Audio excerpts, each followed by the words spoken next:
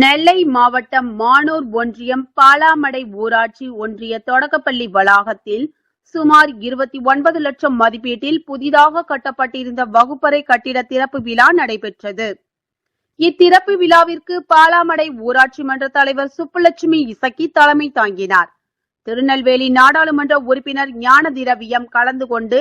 முதல் வகுப்பறையை ரிப்பன் வெட்டி திறந்து வைத்தார்.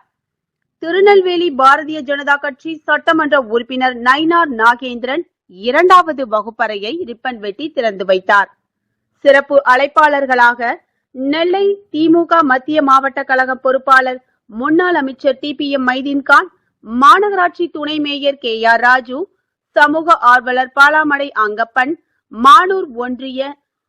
தலைவர் ஸ்ரீலேகா அன்பழகன், ஊராட்சி மன்ற தலைவி சுப்புலட்சுமி, மாவட்ட ஆதி திராவிடர் நலக்குழு அமைப்பாளர் நவநீதன், மாவட்ட கவுன்சிலர் மகேஷ், மானூர் ஒன்றிய துணைத் தலைவர் கலைச்செல்வி,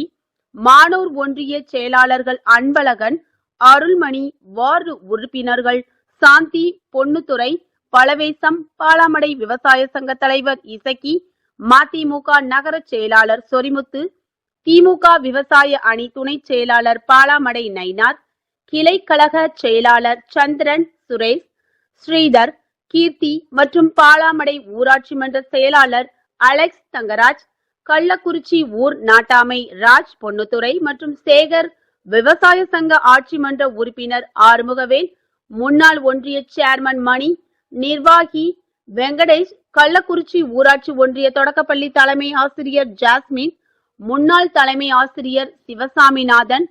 கள்ளக்குறிச்சி ஊராட்சி ஒன்றிய தொடக்கப்பள்ளி குழந்தைகள் மற்றும் ஊர் பொதுமக்கள் என பலர் கலந்து கொண்டனர்.